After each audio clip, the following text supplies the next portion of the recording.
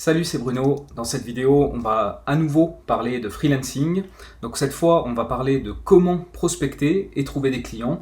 Je sais que c'est un sujet qui est très attendu. C'est généralement la première difficulté des freelances. C'est généralement aussi le premier motif, ne pas trouver des clients, qui amène les gens à arrêter le freelancing pour retourner en salariat.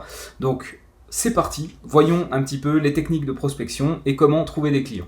Alors, en attendant d'avoir une notoriété suffisante pour que les clients vous trouvent, donc là je vous invite à revoir la vidéo 3, la vidéo précédente de la série, pour pouvoir justement comprendre comment la notoriété va vous aider à trouver des clients sans même que vous n'ayez encore à prospecter. Donc ce sera à vous d'aller chercher les clients en attendant que la notoriété soit là. La première étape, c'est de savoir cibler les bonnes personnes dans des entreprises pour lesquelles vous aurez une valeur perçue supérieure à la moyenne. Tout ça, c'est une histoire de positionnement. Il existe de nombreuses techniques pour démarcher et elles ont toutes un point en commun. Donner de la valeur d'abord pour ensuite avoir une chance d'obtenir un client. Évidemment, vos tentatives se solderont la plupart du temps par un échec. C'est la loi des nombres. Il n'y a qu'en essayant en masse que vous allez obtenir des résultats. Et puis, enfin, dernier point de cette vidéo, donc vos techniques de prospection, elles doivent être adaptées à votre personnalité, à vos forces, à vos faiblesses. Vous voyez, une grande gueule comme moi peut largement faire du phoning, alors que par contre, quelqu'un qui va être timide, il va pas vraiment aimer le phoning, il préférera peut-être faire des messages, idem pour les rendez-vous en personne. Donc, vraiment, il faut que vous vous connaissiez, vos forces et vos faiblesses pour pouvoir adapter votre manière de fonctionner, votre méthode de prospection qui va utiliser le plus possible vos forces et évidemment qui va le moins possible vous pénaliser par rapport à vos faiblesses. Mais on va revoir tout ça en détail. Donc là, voilà un petit peu le sommaire de cette vidéo et je vous propose maintenant de voir tous les points les uns après les autres. Alors, premier point, prospecter les bonnes personnes.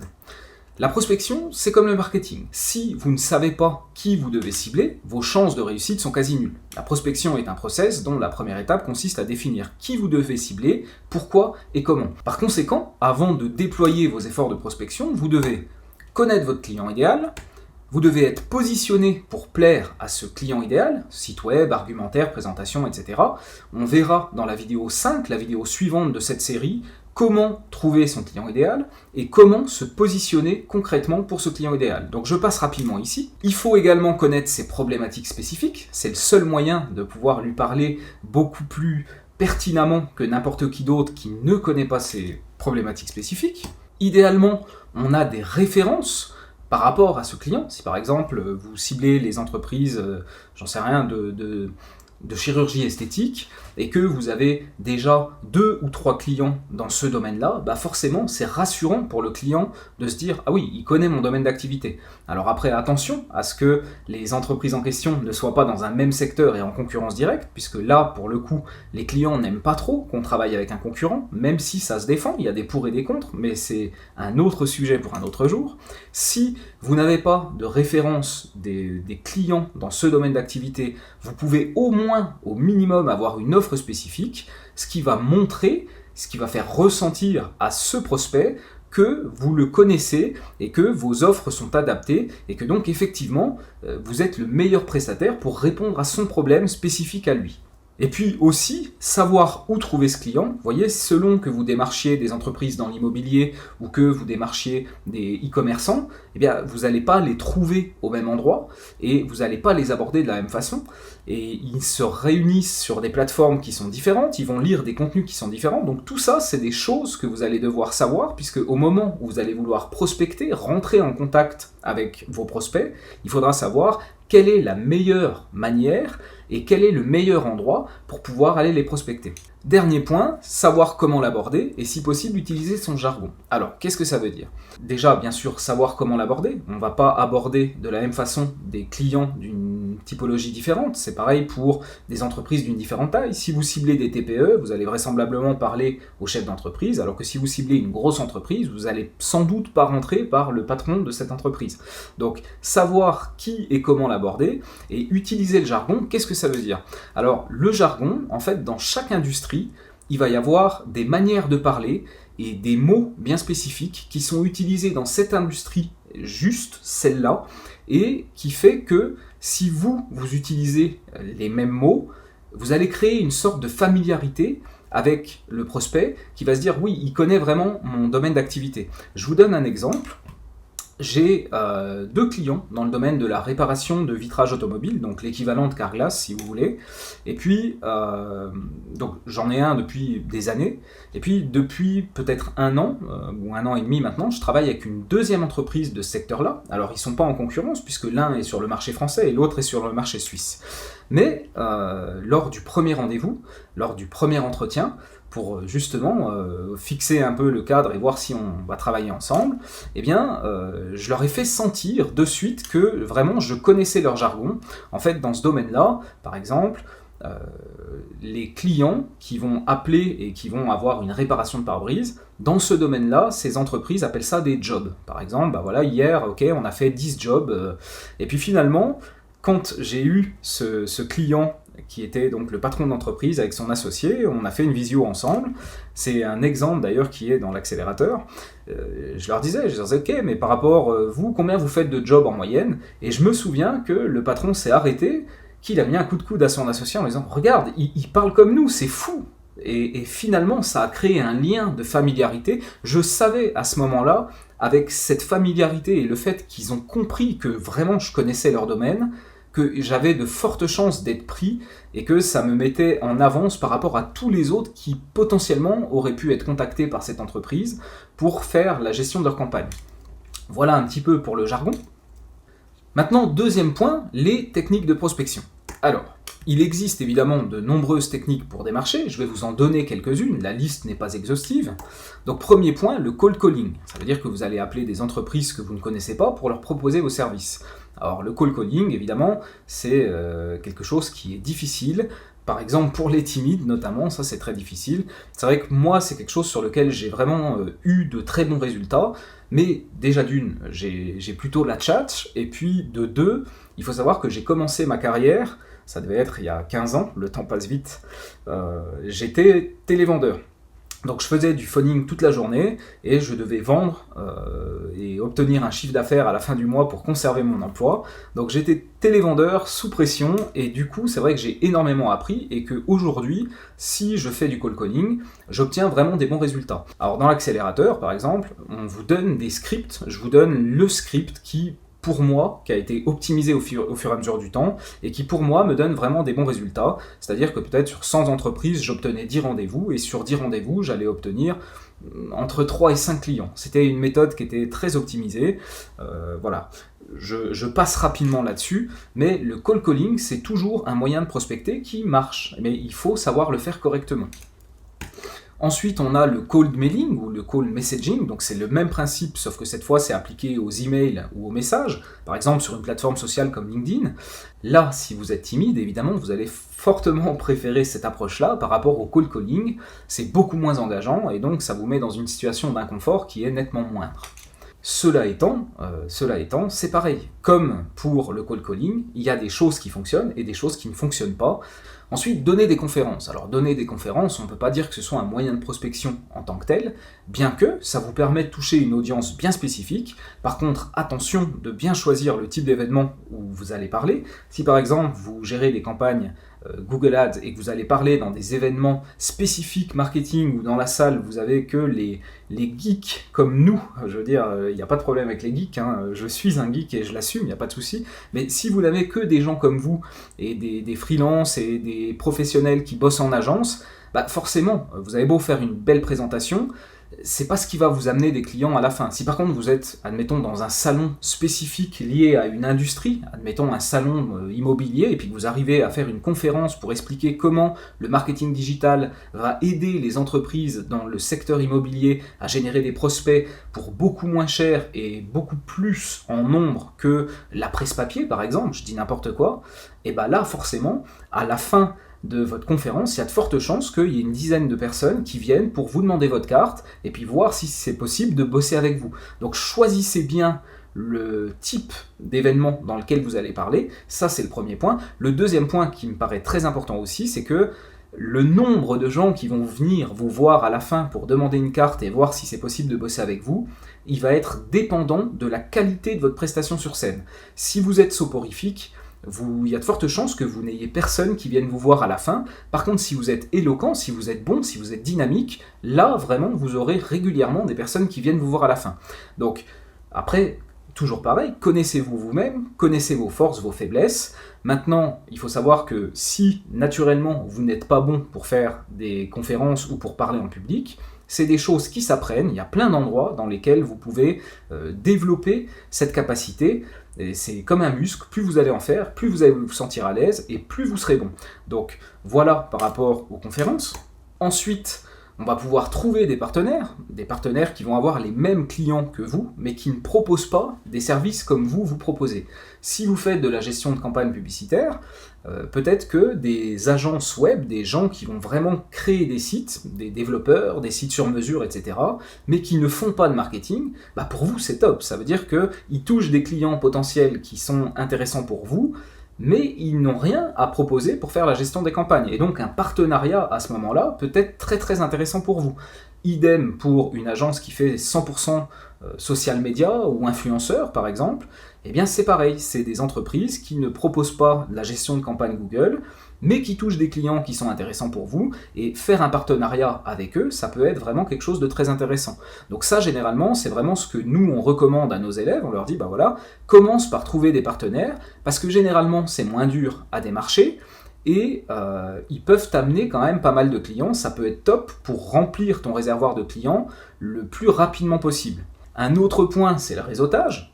La plupart des premiers clients pour les freelances, ça vient souvent du réseau, par recommandation ou par bouche à oreille. Évidemment, plus votre réseau est grand, plus votre opportunité va être grande.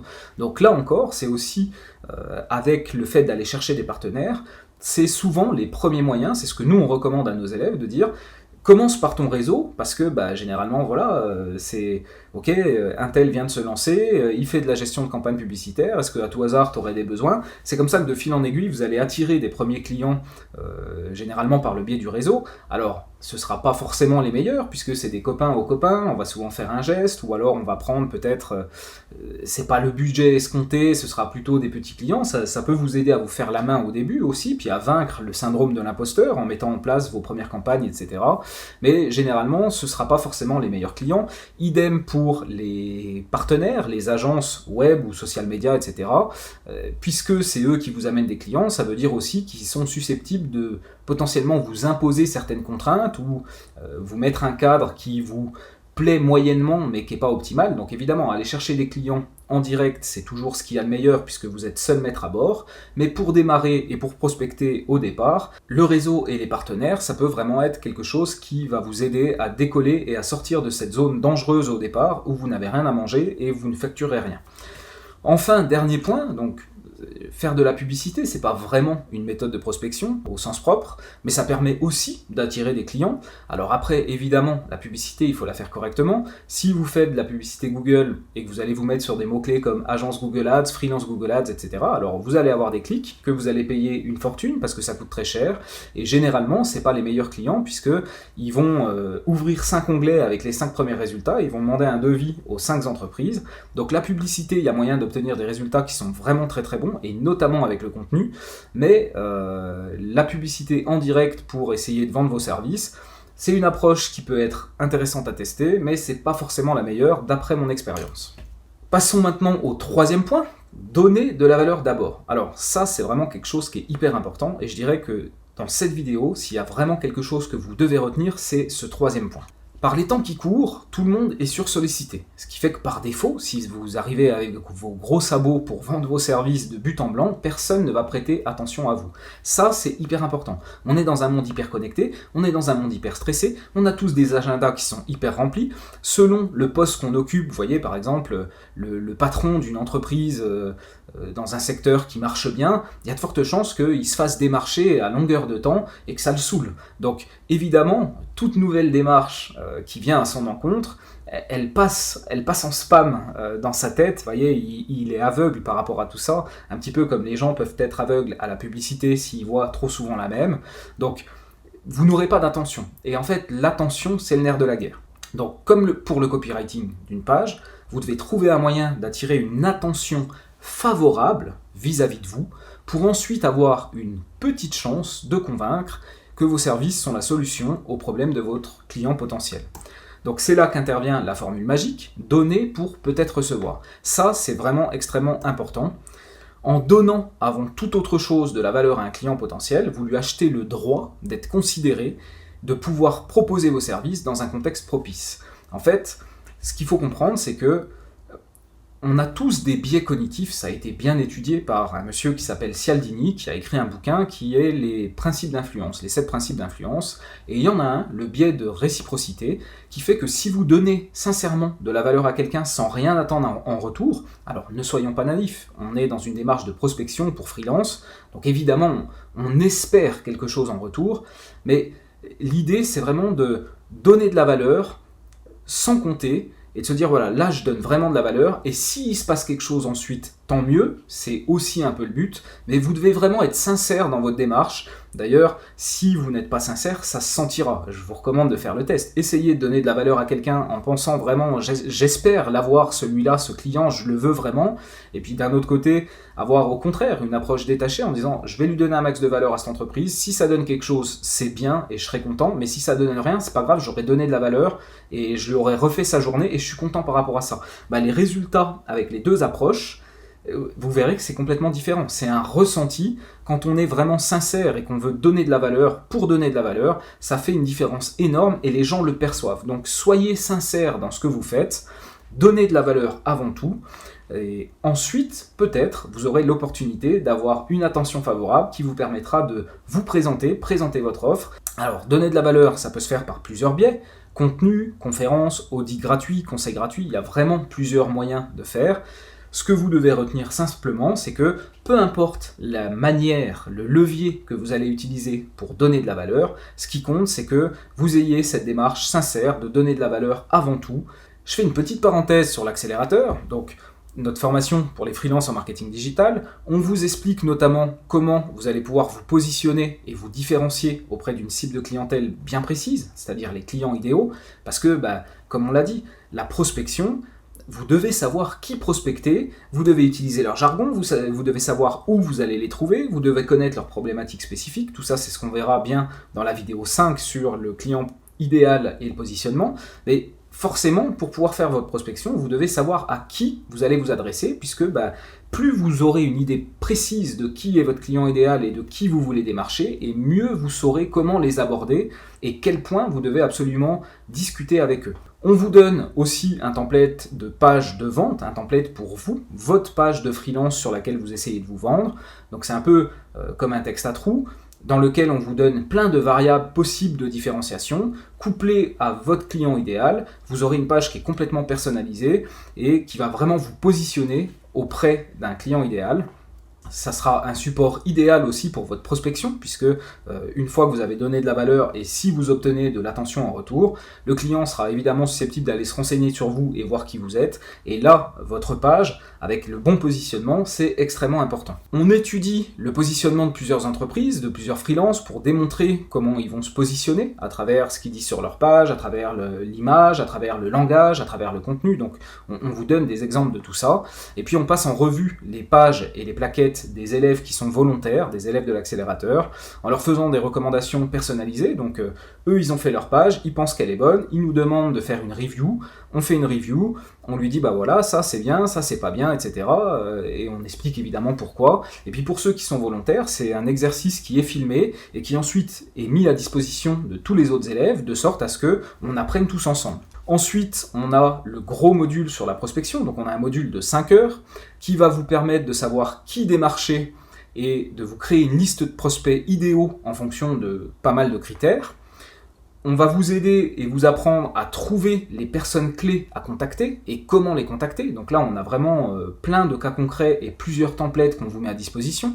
On vous montre aussi exactement comment créer une attention favorable en amenant de la valeur spécifique. C'est ce que nous, on a appelé la technique du sac à dos. Donc on vous donne vraiment, pareil, plusieurs cas concrets, on vous donne des templates, on vous explique et on vous montre comment le faire. Et puis, donc on vous donne plein de cas concrets de prospection qui utilisent différentes techniques, du call calling, de la conférence, la technique du sac à dos, le call messaging. Tout ce qu'on a vu précédemment, en fait, on vous le montre et on l'illustre par des exemples et des cas concrets. Donc voilà un petit peu pour les modules de contenu par rapport à la prospection et comment trouver des clients.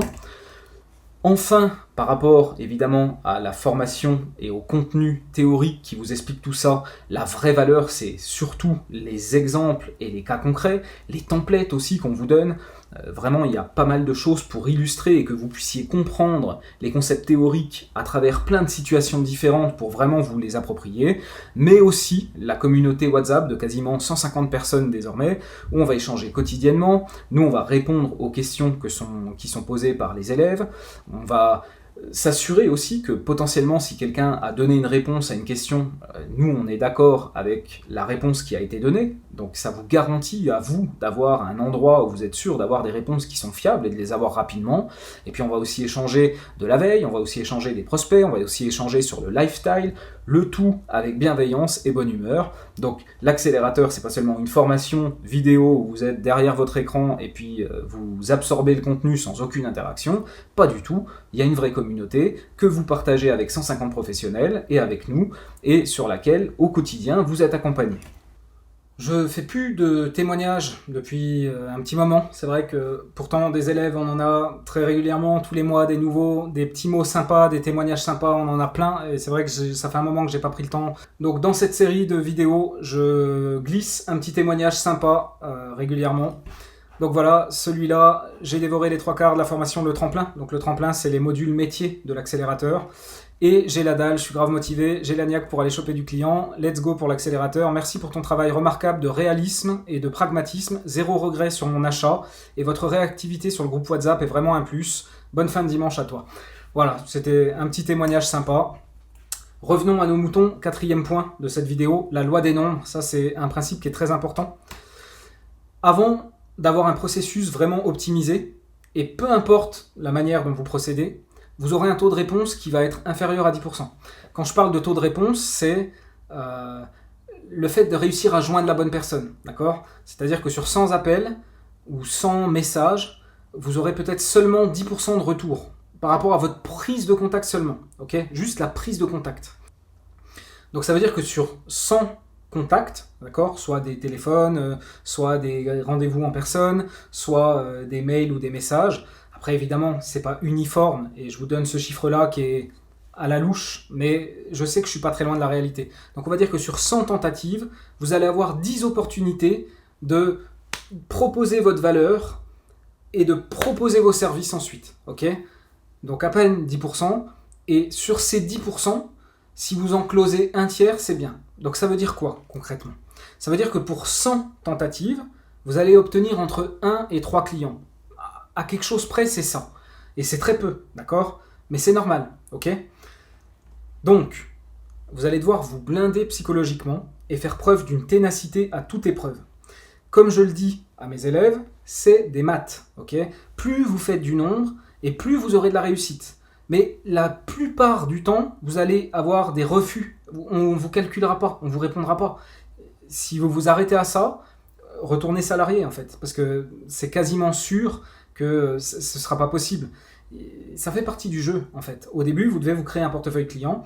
Alors après, c'est sûr que si vous passez par des partenaires, comme je l'expliquais, si vous avez un partenaire agence web qui ne fait pas du tout de marketing et puis que vous faites le Google Ads ou le marketing digital en partenariat avec eux, vous aurez moins à prospecter, parce qu'en théorie, ils vont vous amener des clients. Vous aurez juste à prospecter l'agence, et puis ensuite, c'est les clients de l'agence qui vont vous nourrir. Bon. Le problème, c'est que dans ces deals-là, vous êtes dépendant d'eux pour avoir des clients. Et donc, vous ne pouvez pas vraiment imposer vos conditions. Ce sera une négociation, mais vous n'êtes pas le seul maître à bord, et puisque avoir des clients, c'est le nerf de la guerre pour tout le monde, eh bien, ils ont un certain avantage psychologique sur vous.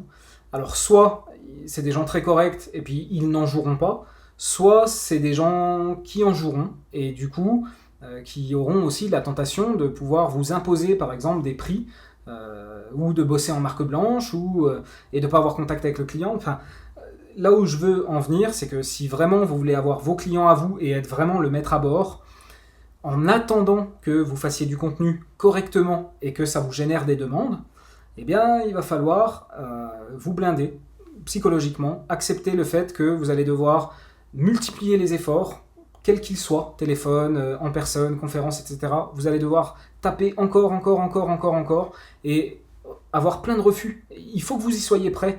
Si tu veux des clients, il va falloir t'acharner, comme je mets dans les slides. C'est le baptême du feu, et c'est vraiment là qu'on sépare ceux qui n'y arriveront jamais de ceux qui réussiront. Attention, ce que je dis là, c'est pas un jugement de valeur. Je juge pas ceux qui vont pas y arriver, et je dis pas que ceux qui réussiront, ils sont meilleurs que les autres. C'est vraiment pas un jugement de valeur, c'est juste un fait. Il faut que vous soyez au clair avec ça. Être freelance, c'est pas fait pour tout le monde, et aller chercher des clients, c'est la première galère des freelances. Et si l'échec vous fait peur et les refus vous font peur, voilà, peut-être que freelance, c'est pas le job qu'il vous faut, d'accord ? C'est vraiment très important. Je sais plus à qui je disais ça il y a pas longtemps, un des élèves qui galère un petit peu à trouver des clients, pourtant il a les méthodes, on le suit, on l'accompagne et tout, et puis finalement, il est timide, et je pense qu'il est motivé, mais il a vraiment beaucoup de mal. Je lui ai dit quoi ? Je lui ai dit, mec, t'es un Marines. Je sais pas si t'as déjà entendu parler de ces entrées. Comment dire ? Il y a une sélection pour les Marines. Ça a fait l'objet de nombreux films et tout. Enfin, c'est des fous. C'est genre le truc, l'évaluation militaire la plus difficile du monde, ou un truc du genre. Et en gros, ils arrivent, ils sont 500, et puis il y en a seulement 4 qui rentrent, quoi. Et ben, c'est un peu ça. Je lui dis, t'es un Marines. Là, si tu échoues ici, tu n'arriveras pas à aller plus loin. Par contre, si tu réussis ici, mon gars, après, c'est bon. Le plus dur, il est là, en fait. Vraiment, le plus dur, il est là. Et il faut, je le répète, accepter le fait que c'est des maths, la loi des nombres, vous devez vous acharner, accepter, vous blinder psychologiquement. Vous allez avoir que des refus, ou presque. Pour 100 tentatives, vous aurez peut-être un seul client. Et parfois, sur une mauvaise série, pour 100 tentatives, vous n'en aurez pas. C'est comme ça, ok ? C'est pas grave. Vous allez voir avec la dernière partie de cette vidéo, le point numéro 5, qu'on va évidemment pouvoir optimiser et améliorer tout ça au fur et à mesure du temps. Donc ça nous amène à cette dernière partie, numéro 5, optimiser votre prospection au fil du temps. Donc vous devez faire de la prospection, mais vous devez aussi optimiser votre méthode de prospection. C'est un peu comme on disait, vous devez travailler pour vos clients, mais vous devez aussi travailler sur vos process et sur votre entreprise. La prospection, c'est pareil. Et dans votre vie, de manière plus large, c'est pareil. Vous devez analyser, optimiser. Okay ? On n'est pas obligé de faire ça pour tout, et pour les loisirs et pour les machins, sinon la vie, elle serait un peu chiante. Mais dans l'ensemble, vous vous rendrez compte que 20-80, ça s'applique à toute votre vie, et analyse, optimisation, ça s'applique à toute votre vie aussi. Donc, ayez confiance de vos forces et de vos faiblesses. Ne vous blâmez pas. Soyez sympa avec vous. Cette petite voix dans la tête qui dit « Ah, je suis nul et tout, j'y arriverai pas, c'est pas fait pour moi. » Attendez, calmez-vous. Cette petite voix, vous n'êtes pas obligé de l'écouter.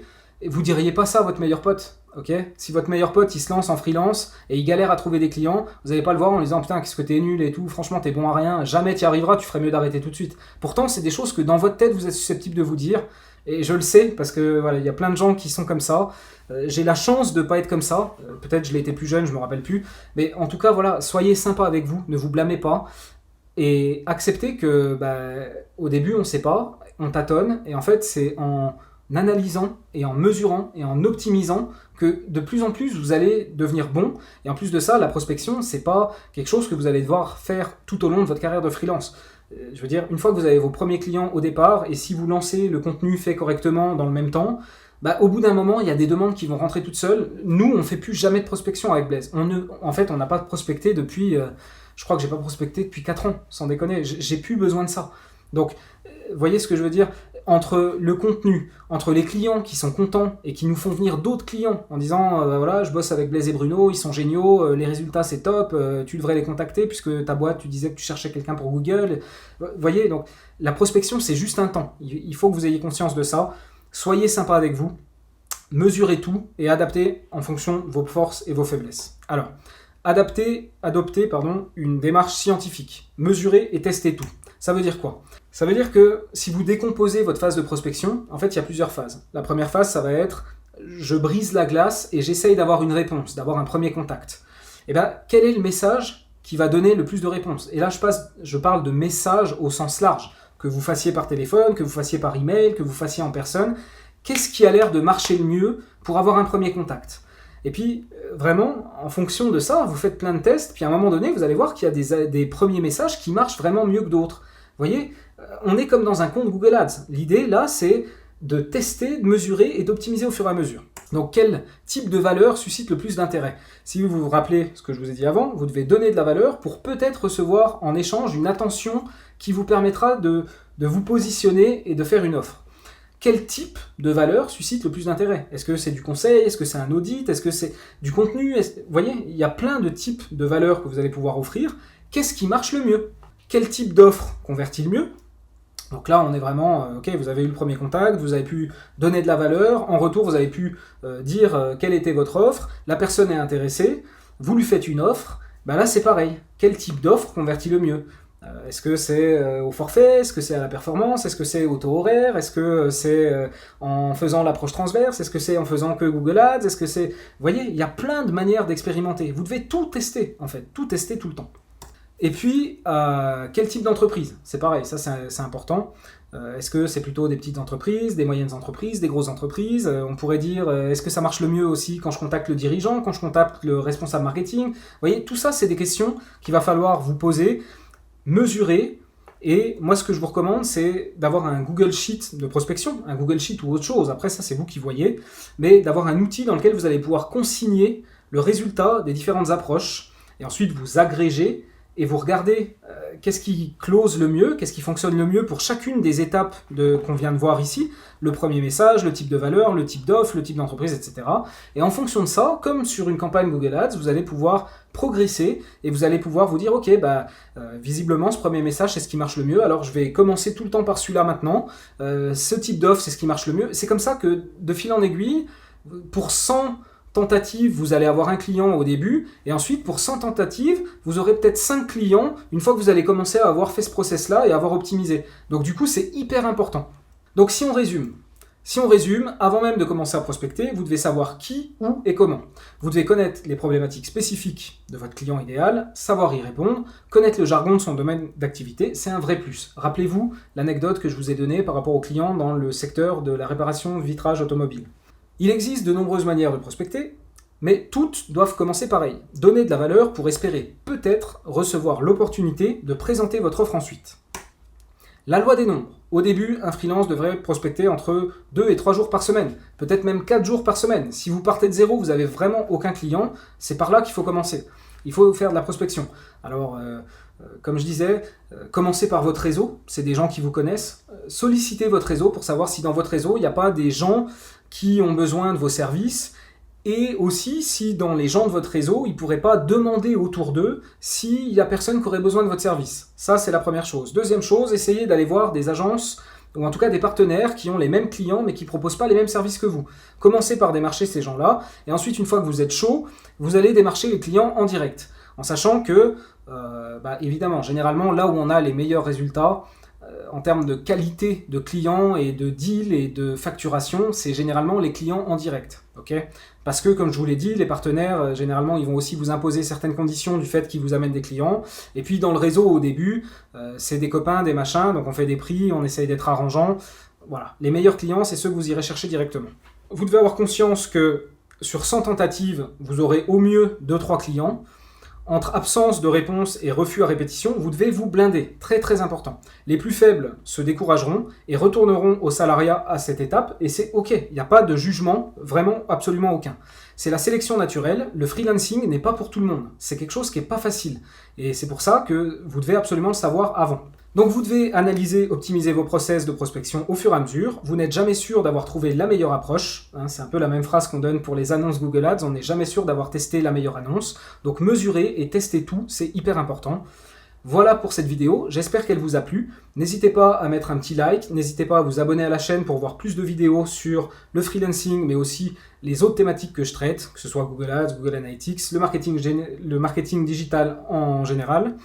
Et puis, allez-y, lâchez-vous dans les commentaires s'il y a des choses que vous n'avez pas compris, que vous n'avez pas trouvé claires, des choses que vous voudriez ajouter, des questions que vous voudriez poser, et éventuellement des thématiques que vous voudriez me voir traiter par rapport au freelancing. N'hésitez pas à me faire des suggestions de sujets. Et puis, merci d'avoir visionné jusqu'au bout, et puis à très vite.